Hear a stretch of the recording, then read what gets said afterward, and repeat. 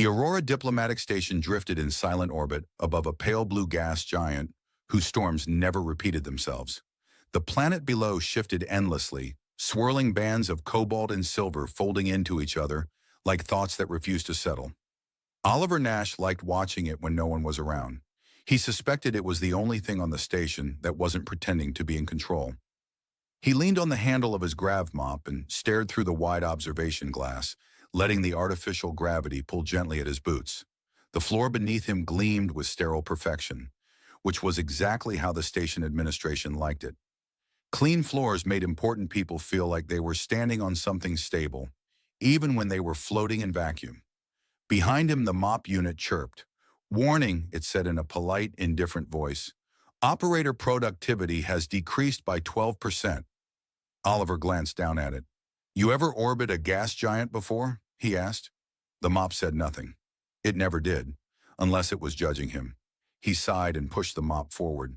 It hummed as it absorbed invisible dust particles that only machines believed existed. Oliver suspected the station created dirt just to keep him employed. It was the kind of quiet conspiracy no one would ever admit to. The corridor stretched endlessly ahead, curving slightly with the station's immense circular structure. Panels of soft white light ran along the walls, illuminating symbols from a dozen alien languages. Most of them translated into polite variations of the same message. "Do not touch things that do not belong to you." Oliver had built his entire life around obeying that instruction. He had arrived on Aurora 3 years ago with a small travel case, a maintenance certification, and no illusions about his importance. The station did not need him. It tolerated him. He was a necessary function, like airflow or temperature regulation. When systems failed, alarms sounded. When Oliver failed, no one noticed. He preferred it that way. Invisible people were rarely blamed for disasters. A group of Varelian guards passed him without acknowledgement, their silver armor emitting a faint harmonic resonance that Oliver felt more than heard. He stepped aside instinctively, lowering his eyes just enough to signal awareness without presumption. The guards moved with impossible grace, their long ears angled slightly backward in a posture that Oliver had learned meant alert, but not threatened. He had once tried to look up what those ears actually did. The station database had offered 17 contradictory explanations, including enhanced hearing, emotional signaling, atmospheric pressure regulation, and, confusingly, something called aesthetic dominance. He still wasn't sure what that meant, but he suspected it explained why Varelians always looked like they belonged wherever they stood. One of the guards slowed briefly, scanning him with a soft pulse of blue light. Oliver froze, resisting the instinct to wave awkwardly. The guard moved on. He released a breath he hadn't realized he was holding. It wasn't that he feared them, not exactly. It was more that they existed with a kind of certainty he could not imagine possessing. They knew who they were. They knew why they mattered. Oliver's grav mop beeped again. "Operator productivity has decreased by 15%. "I'm working," he muttered. The mop did not believe him. He continued down the corridor, passing sealed doors and silent observation ports. Somewhere deeper in the station, diplomats negotiated agreements that would shape the futures of entire civilizations. Oliver cleaned the floors outside those rooms. He liked to imagine their conversation sometimes. He pictured tall alien delegates arguing passionately about trade routes and cultural exchange, while someone inevitably asked where the nearest restroom was. No species, no matter how advanced, had solved that problem. That thought comforted him. By the time his shift ended, the artificial lighting had shifted subtly toward evening tones, a warm amber designed to simulate a sunset no one could actually see. Oliver returned his mop to its charging cradle. It emitted a small sound that he chose to interpret as smug satisfaction. "Rest well," he told it. It did not respond. He made his way through the maintenance corridors toward his quarters, passing exposed conduit lines that pulsed with faint blue energy. The hum of the station surrounded him, constant and alive. Aurora was not silent. It breathed. His room was small, barely wider than his outstretched arms. A narrow bed, a storage unit, a compact food synthesizer that consistently misunderstood his requests. He had once asked it for chicken soup and received something that tasted like warm regret. He closed the door behind him and leaned against it, letting the quiet settle around him. This was his space. No guards, no diplomats, no expectations. He reached under his bed and pulled out the small wooden box. Inside were the figures. He picked one up, a small, uneven carving of a fox. Its proportions were wrong. Its ears were too large. Its stance was slightly crooked. He turned it in his hands. He had carved it during a long maintenance blackout 6 months ago, using a manual toolkit older than the station itself. The wood had come from Earth, a rare and almost useless material in a place built from alloys and composites. It had weight, it had warmth, it had flaws. He liked flaws. They made things easier to understand. He set the fox on his small desk beside the others. A turtle, a bird, a creature that had started as a horse and ended as something else entirely. They did not judge him. They did not measure his productivity. They simply existed. Oliver sat on the edge of his bed, staring at them. For a moment he imagined they were watching him too. He laughed quietly. "That would be unsettling," he said. The station hummed in response. Somewhere far above him, hidden within layers of security and ceremony, Princess Stella of the Varelian Empire sat in a room filled with perfect things. And for the first time in her life, she was planning to leave it. Princess Stella had learned, very early in her life, that silence could be louder than orders. The chamber assigned to her was vast enough to contain its own artificial horizon. The curved walls displayed a projection of her homeworld sky, soft violet clouds drifting endlessly beneath twin white moons that would never set unless she commanded them to. The air smelled faintly of flowering Iran trees, synthesized perfectly from molecular records taken centuries ago. Everything was correct. Everything was precise. Everything was unbearable. She sat at the center of the room, her back straight, her hands resting gently on her knees, as Instructor Rel Varin circled her with quiet authority. He was tall even for a Varelian, his long ears adorned with narrow bands of black metal indicating rank and academic mastery. His voice when he spoke was calm and sharp at once. "You must understand," he said, "that your presence shapes perception. Perception shapes reality. Reality shapes power." Stella did not move. She had heard this lesson before. Many times. She suspected she would hear it many times again. Rel Varin gestured and the projection around them shifted. The twin moons vanished, replaced by a detailed three-dimensional rendering of the Aurora station. Its immense ring rotated slowly, a silent monument to cooperation and suspicion. "This station exists," Rel Varin continued, "because species who distrust one another have agreed to distrust one another politely." Stella blinked. She liked that sentence. It was honest. Rel Varin did not realize it was also funny. He pointed to a section of the station. "Diplomatic stability depends upon perception. You are not merely an individual. You are continuity. You are assurance. You are a person," Stella said quietly. Rel Varin stopped. He looked at her carefully. "Yes," he said after a moment. He did not sound convinced. A faint chime sounded from the chamber entrance. The door opened just enough for a guard to step inside. His silver armor reflected the soft light of the artificial sky. He bowed his head slightly. "Instructor," the guard said, "the Empress requests your presence." Rel Varin inclined his head. "Of course." He turned back to Stella. "We will continue later." She nodded. He left. The door closed behind him with perfect silence. Stella remained where she was, her posture unchanged. She waited. She had learned to wait. 5 seconds, 10 seconds, 20. Then she stood. The chamber did not react. It did not question her. It did not warn anyone. It trusted her. That was its first mistake. She walked to the far wall, where a narrow service panel sat flush with the surface. She had discovered it weeks ago while exploring the edges of the room, moving just slightly beyond where she was expected to exist. The panel opened easily. She slipped inside. The service corridor beyond was narrow and dimly lit, its walls lined with exposed conduit lines and maintenance markings. The air was cooler here, carrying the faint metallic scent of machinery. She smiled. This place did not care who she was. She walked forward, her soft boots making almost no sound. At the end of the corridor, she paused. She had never been this far alone before. Her ears tilted slightly forward, sensing the distant hum of the station systems. It was not a threatening sound. It was Alive. She liked it. She continued. Elsewhere on the station, Oliver Nash was losing an argument with his food synthesizer. I said tea, he told it. The machine hummed. A cup materialized. He picked it up, sniffed it cautiously, and frowned. This is not tea. The synthesizer displayed a polite message. Beverage. Nutritionally optimal herbal infusion. It smells like a melted chair, Oliver said. The synthesizer did not apologize. He sighed and sat at his desk, staring at the wooden fox. He turned it slightly, adjusting its stance. You need confidence, he told it. The fox did not respond. He respected that.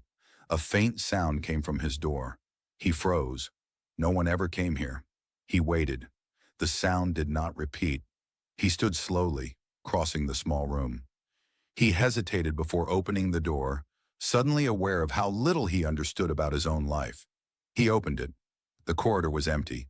He leaned out slightly, peering in both directions. Nothing. He frowned. Behind him, unnoticed, Princess Stella stepped fully into his room and closed the door very gently. She looked around with wide, fascinated eyes. The space was small, uneven, real. She saw the wooden figures immediately. She walked toward them slowly, as if approaching living creatures that might flee if startled. She picked up the fox. It was imperfect. Its surface bore the faint marks of the tool that had shaped it. Its balance was slightly wrong. It was beautiful. She sat on the floor without hesitation. She placed the fox in front of her. She smiled. When Oliver turned around, he stopped breathing. He stared at her. She stared at him. For a moment, neither spoke. Then she held up the fox. Is this one brave? She asked. Or is it pretending to be brave so no one notices it's afraid? Oliver blinked. He opened his mouth, closed it, opened it again. I hadn't decided yet, he said. She nodded thoughtfully. I think it's both, she said. She set the fox down carefully. She looked at him again. Hello, she added politely. Oliver considered several possible responses. None of them felt adequate, so he said the only thing his brain could assemble. You're not supposed to be here, she smiled. That's why I came. Oliver Nash had spent most of his life avoiding attention, and he suspected this was the universe correcting that mistake in the most aggressive way possible. He stood very still. The girl sat cross-legged on his floor. She examined the wooden fox with complete seriousness, as if she had been assigned this responsibility by some unseen authority. Her long ears angled slightly forward, reacting to sounds he could not hear, or perhaps reacting to thoughts he could not imagine. Oliver cleared his throat. She did not look up. He cleared it again. Still nothing. He briefly wondered if he had become invisible again. It would have been comforting. Instead, she lifted the fox and made it take 2 small, uneven steps across the floor. This one walks like it's unsure whether the ground will forgive it, she said. Oliver blinked. He had never considered that possibility. It was my first attempt, he said carefully. She nodded. That explains the existential uncertainty. He did not know what that meant, but it sounded accurate. She reached toward the desk and picked up the turtle. Its shell was slightly asymmetrical, the grooves uneven where his tool had slipped. She held it close to her face, studying it with an intensity normally reserved for fragile stars. This one is stubborn, she said. Yeah, Oliver replied automatically. She glanced at him. You agree too quickly. I made it, he said. I know its personality. She accepted this without question. She placed the fox and turtle facing each other. They are negotiating, she announced. Oliver swallowed. He was fairly certain nothing about this situation could be described as safe. I should inform someone, he said. She tilted her head slightly. Why? The simplicity of the question made his brain stop functioning. Because you are the most important person on this station, he wanted to say. Because if anyone discovers you here, they will assume I am responsible for a crime I do not even understand. Because I am not qualified to exist in your presence. Instead, he said, people might be worried. She considered that. Her ears lowered slightly. They are always worried, she said. She moved the turtle forward. It makes them feel useful. Oliver could not argue with that. He leaned slowly against the wall, careful not to startle her. She did not seem frightened. She did not seem confused. She seemed comfortable. That was the most alarming part. He watched as she arranged the figures into a loose circle. "They are explorers," she said. "They have arrived somewhere new." Oliver glanced around his room. "They seem disappointed." She smiled faintly. "They don't understand it yet." She picked up a figure he had never quite finished. It was supposed to be a bird, but its wings were uneven and its beak was slightly crooked. "This one is cautious," she said. "That one is nervous," Oliver corrected gently. She shook her head. "Nervous things run away." She placed the bird between the fox and the turtle. This one stayed. Oliver felt something shift in his chest, a quiet rearrangement he did not fully understand. She looked up at him suddenly. "Why did you make them?" He hesitated. No one had ever asked him that. "I suppose," he said slowly, "because they didn't exist yet." She nodded as if this was the most reasonable answer imaginable. "That's a good reason," she said. A faint sound echoed through the corridor outside. Oliver stiffened. Footsteps. Distant. Measured. She did not react. He wondered if she had learned to ignore the sound of guards the way he had learned to ignore the sound of authority. She leaned forward, adjusting the turtle slightly. "This one is the leader," she decided. Oliver frowned. "It's smaller than the others." She smiled. "That's how you know?" He almost laughed. He stopped himself. He was fairly certain laughing in this situation would qualify as treason. She glanced at his desk again. "What is that?" she asked. He followed her gaze. The carving tool lay there, its metal edge worn smooth with use. "It's how I make them," he said. Her eyes widened. "You create them yourself?" He nodded. She stared at him with a kind of awe that made him deeply uncomfortable. "You must be very important," she said. He made a sound that was not quite a laugh and not quite despair. "I clean floors," he said. She frowned. "That seems unrelated." He could not argue with that either. She picked up the fox again, holding it gently between her fingers. "It doesn't know what it is yet," she said softly. Oliver looked at the carving. He had never thought of it that way. "It's figuring it out," she added. Outside, the station continued its endless orbit, its systems humming with quiet precision. Somewhere deep within its structure, alarms had begun to whisper, unnoticed and unconfirmed. But here, in this small, imperfect room, time had chosen to slow down. Oliver watched her as she carefully placed the fox beside the turtle. She looked at him again. "What happens next?" she asked. He hesitated. He had never planned that far. He looked at the figures, at the cautious bird, at the stubborn turtle, at the brave, frightened fox. He realized with quiet certainty that he had no idea. And for the first time in a very long time, that did not feel like failure. The Aurora station had over 8,000 surveillance nodes, each capable of tracking motion down to the twitch of a fingertip. They watched corridors, airlocks, diplomatic halls, and even the quiet garden domes where alien species grew plants no human could safely inhale. They watched everything, except at this exact moment, the one room that mattered most. This was not because the system had failed. It was because no one had ever considered the possibility that Princess Stella would choose to sit on the floor of a janitor's quarters and argue with a wooden turtle. Stella leaned forward, her long ears tilted slightly back in concentration. "The turtle refuses to surrender," she announced. Oliver sat cautiously on the edge of his bed, his hands resting on his knees as if sudden movement might shatter reality. "That seems consistent with its established personality," he said. She glanced at him approvingly. "You understand narrative continuity." He had no idea what narrative continuity was, but he appreciated being included. She moved the fox closer to the turtle. "The fox does not want to fight," she said quietly. Oliver tilted his head. "Then why approach?" She paused. Her fingers rested gently on the fox's uneven back. "Because sometimes brave things are also afraid of being alone." Oliver considered this carefully. He had never intended to create anything that emotionally complicated. He suspected he had failed.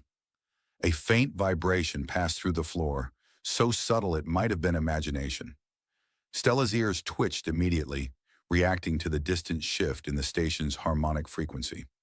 "What was that?" she asked. "Probably nothing," Oliver said automatically. He had learned that most things on Aurora were probably nothing, right until they became something catastrophic. She accepted his answer and returned to arranging the figures. He watched her, still struggling to understand how this was happening. She did not move like someone who feared consequences. She moved like someone who had never been allowed to move freely before. She picked up the unfinished bird again. "This one observes," she said. She placed it slightly apart from the others. "It sees what the others cannot." Oliver nodded. He knew that role well. He had spent his life observing without being observed. "Does it help them?" he asked. She thought about that. "No," she said honestly. "That sounds accurate," he muttered. She smiled faintly. Somewhere far above them, Commander Rel Varin stood at the center of the Aurora station's primary security chamber. His silver armor reflected the cold light of the station's central interface. Data streams flowed through the air before him, projections shifting constantly as the system processed information beyond human comprehension.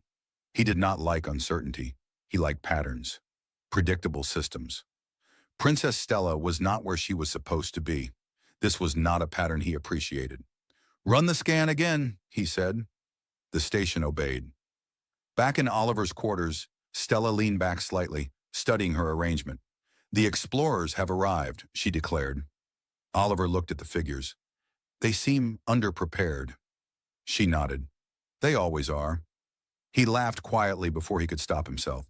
She looked at him, curious. "Why did you make them imperfect?" she asked. He hesitated. He had never examined that question closely. "Because," he said slowly, "perfect things don't need anyone." She stared at him for a moment. Then she nodded. "Yes," she said. She understood. A sudden cheerful chime came from the food synthesizer. Oliver froze. He had not used it. He turned toward it cautiously. The display read, "Nutritional Interval Reminder." Stella leaned toward it. "What does it do?" "It disappoints me," Oliver said. She frowned. "That seems like a design flaw." "It is very committed to its purpose." She stood and approached the machine. Oliver panicked slightly. "That's probably not safe." She pressed a button anyway. The machine hummed obediently. A small object materialized in the output tray. She picked it up. It was a dense gray cube. She examined it with intense suspicion. "What is this?" "Technically," Oliver said, "food." She turned it over in her hands. "It looks like regret." "That's the flavor too." She smiled, a small, genuine expression that made the room feel warmer. She set the cube down carefully as if afraid it might take offense. "I prefer your creations," she said, gesturing toward the wooden figures. He felt an unexpected wave of pride. They stood there in silence for a moment. The station hummed around them, its immense structure alive with quiet tension. Elsewhere, security teams began to move. Scanners swept corridors. Doors opened and closed. Patterns shifted. Commander Varin studied the data. "There is a gap," he said quietly. He did not like gaps. Back in the small room, Stella returned to the floor. She picked up the fox again. "It doesn't belong where it was made," she said softly. Oliver sat very still. "Where does it belong?" he asked. She looked up at him. Her eyes were calm. "Somewhere it can choose." He did not know how to respond to that. He was not sure he had ever chosen anything. She placed the fox beside the turtle once more. They stay together, she decided.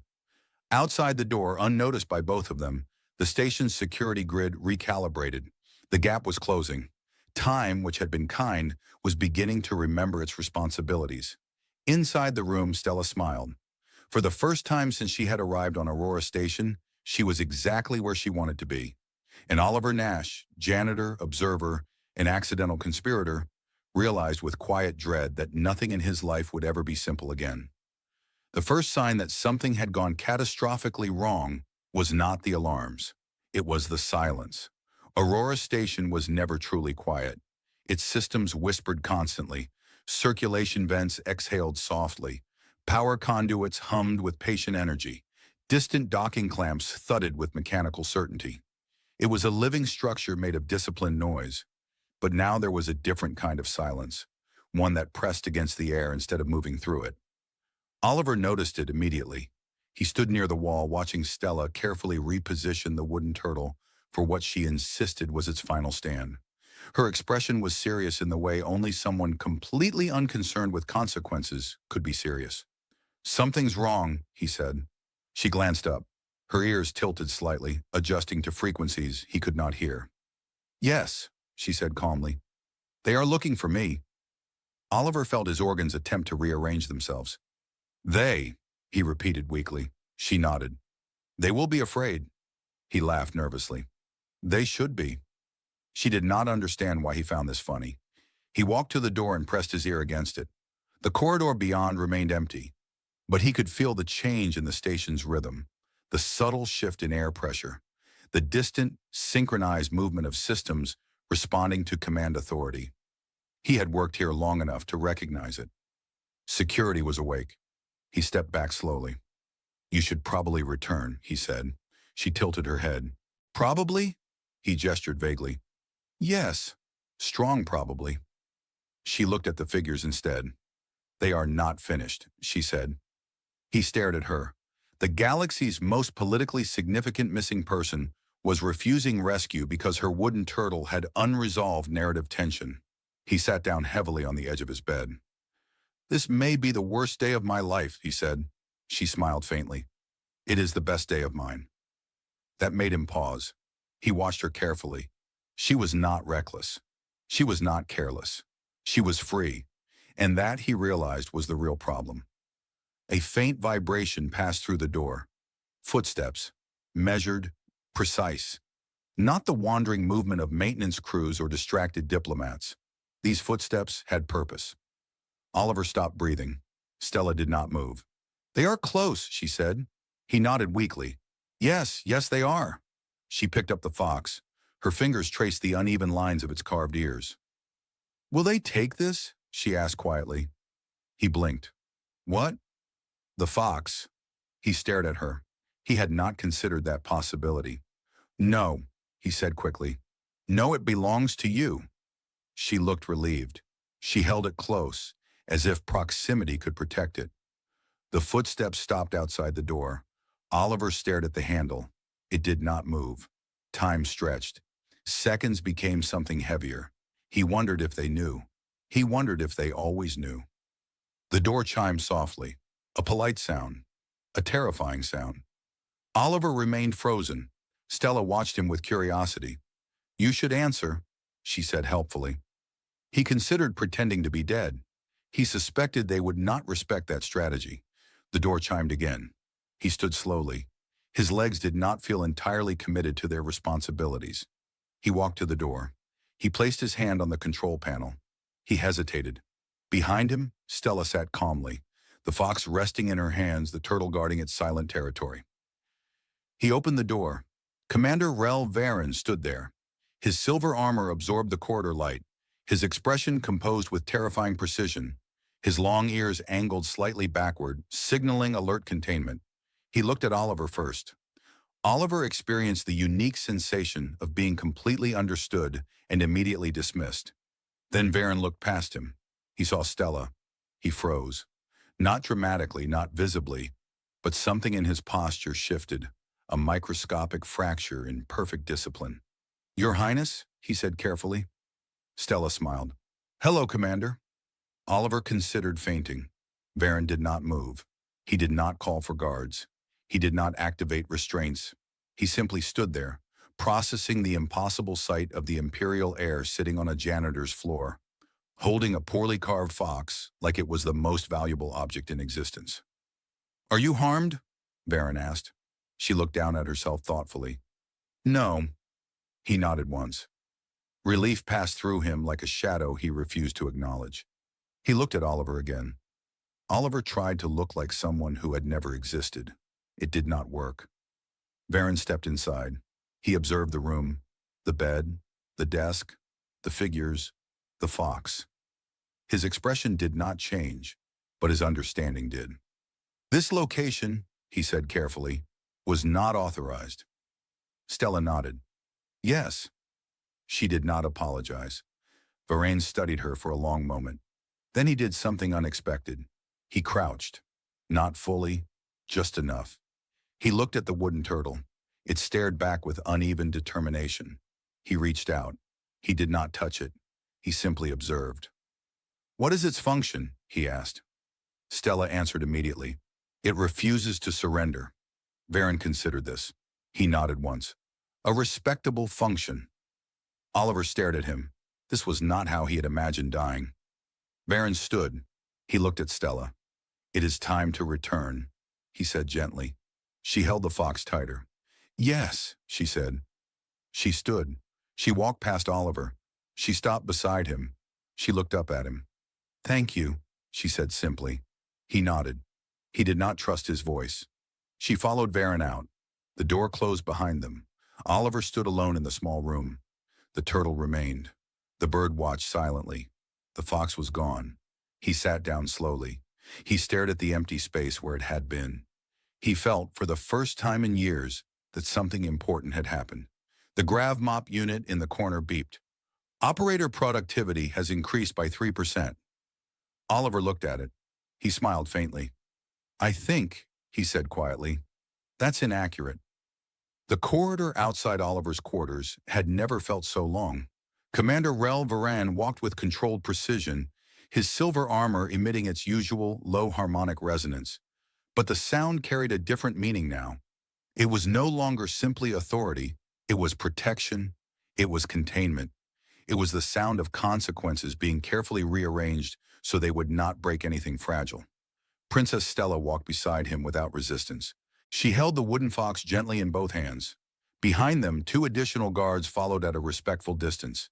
Their presence was not for control, it was for reassurance, or perhaps for the illusion of reassurance, which Varin had learned was often more important. They reached the intersection where the corridor widened, artificial lighting reflecting off smooth alloy surfaces designed to make organic life feel insignificant. Stella stopped walking. Varin stopped immediately. The guards froze. She looked down at the fox. "It is afraid," she said quietly. Varin followed her gaze. The object did not move. It did not breathe. It did not emit any measurable signal. And yet, he understood exactly what she meant. "It has experienced displacement," Varin said. She looked up at him. "That is a very complicated way of saying yes." He accepted the correction. They continued walking. Behind them, unnoticed, several hidden surveillance nodes adjusted their focus. Data flowed through the station's central intelligence systems, analyzing posture, speed, heart rate, environmental fluctuation. Aurora station was very good at understanding everything, except why something mattered. They reached the private lift reserved for the Imperial delegation. The doors opened silently. Inside, the walls shimmered faintly, layered with adaptive shielding, capable of withstanding threats Oliver Nash would not have vocabulary for. Stella stepped inside. Varin followed. The doors closed. The lift began to rise. She watched the numbers change with quiet fascination. "Does it ever get tired?" she asked. Varin considered the question carefully. "The lift does not possess metabolic systems." She glanced at him. "That was not the question." He paused. "No," he said finally. "It does not get tired." She nodded, satisfied. "That seems lonely." Varin had never considered the emotional condition of a lift before. He suspected he would now. Forever. The doors opened to the Imperial wing. The difference was immediate. Here, the air itself behaved differently, calibrated precisely for Varelian biology. The lighting carried faint spectral variations invisible to human perception. Every surface reflected intentional design. This was a place where nothing happened accidentally. 2 senior guards stood at attention outside Stella's chamber. Their relief was immediate and profound, though they expressed it only through microscopic adjustments in posture. Varin stepped forward. "Princess Stella has returned," he said. The guards bowed deeply. One of them allowed his eyes to flick briefly toward the fox in her hands. He did not comment. This was wisdom. The chamber doors opened. Inside, the artificial sky waited patiently. Stella stepped forward, then stopped again. She turned to Varin. "He thinks this is where he belongs," she said. Varin followed her gaze to the fox. "And what do you think?" he asked. She was quiet for a long moment. "I think belonging is something you decide," she said. Varin inclined his head. This answer would complicate many things. She walked inside. He remained outside. The doors closed gently. Varin stood alone in the corridor. Behind him, the station continued its endless orbit. He activated his internal communicator. "Her Highness has been located," he said. There was a pause. Then the voice of Empress Mira herself answered. "Is she harmed?" "No." Another pause. Longer this time. "Where was she?" Varin hesitated. He could have answered with coordinates. He could have answered with data. Instead, he answered with truth. "She was in the quarters of a maintenance worker." Silence filled the channel. He wondered what calculations were unfolding far beyond his perception. Finally, the Empress spoke. "Was she alone?" Varin glanced at the closed chamber doors. He remembered the wooden turtle, the cautious bird, the imperfect fox. "No," he said quietly. "She was not alone." The channel closed. Varin stood motionless. He understood what would happen next. Systems would adjust. Protocols would evolve. Questions would be asked that had no correct answers.